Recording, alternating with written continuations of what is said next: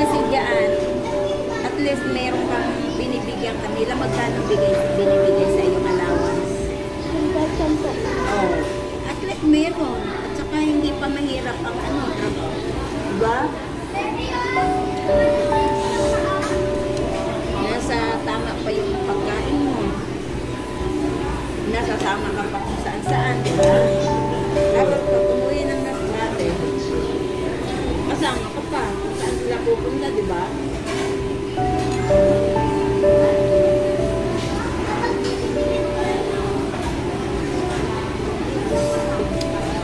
Pero ikaw pa din ang nag-aksika sa kanya.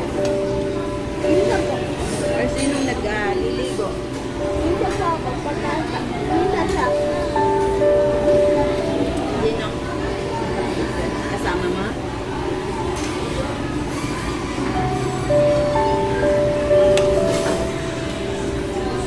Sino nagpapakain?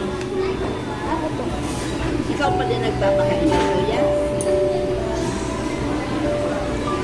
Minsan po may ginagawa ko po sa mga pagkante po. Tinutulungan mo.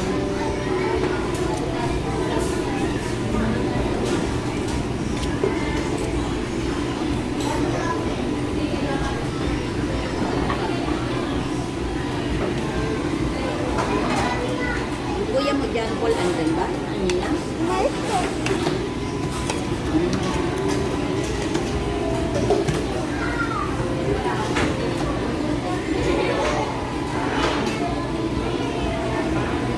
Pagkatapos natin dito, bilang ka ng shirt. Kasi gusto mo ang shirt, di ba?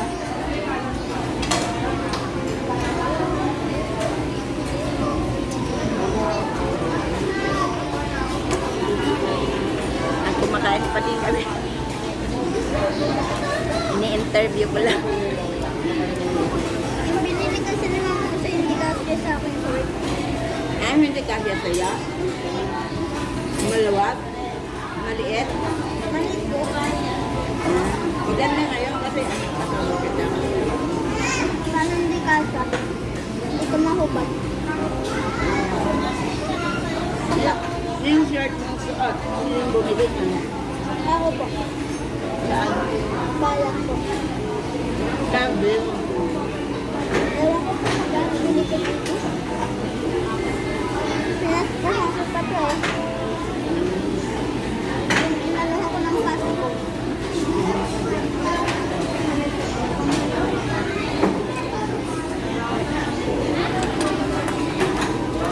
Gusto ko kaya makilala ni Mamit ni Fred.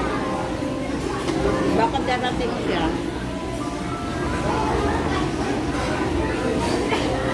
Eh, halimbawa, Sel, pag tumanda ako at dito ako sa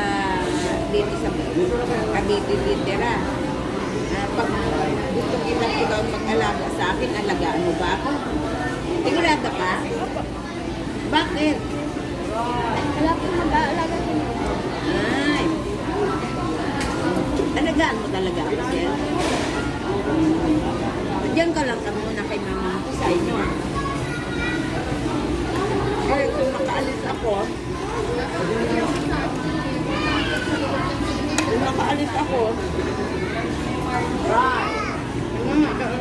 nilinis ng bahay.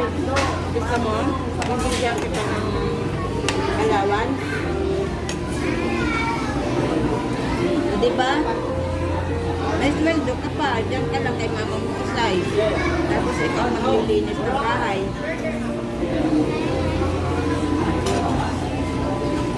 Dapat dalang sweldo. Meron ka din pang bili ko ng gusto mo. Kailangan makabili ng cellphone. May mga bili mo yan.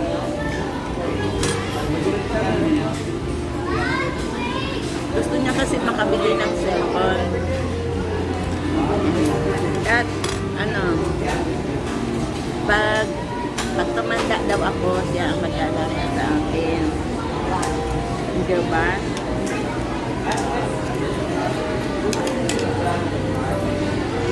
Paano kung kukuhanin ka ni mama mo?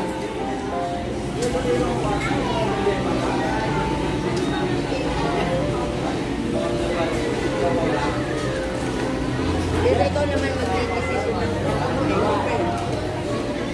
Dahil gusto mo rin magkaroon ng trabaho. Pinapapalit na kay ano na pauwi dito. Doon, wala ka ng ano. Sabi, iwag na daw ako sumama papalit kasi wala magbabantay ka na. Masama daw lagi ang masama daw ang lahat. Nahihilo daw. Ay, sabi naman ng papa, hayaan na daw kasi decision ko naman daw yun. Kasi alam mo naman, tumanda ka lang doon. Di ba, siyempre gusto ko din magkaroon ng sarili mong ano, kita. Saka mag-savings ka. Pwede kang mag-open sa bangko.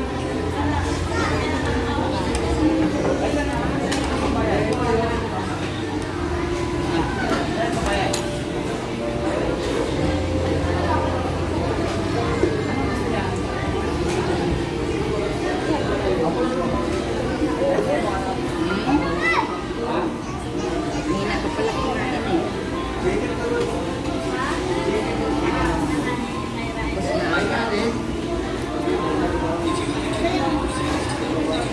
Ayan, tapos na rin akong kumain at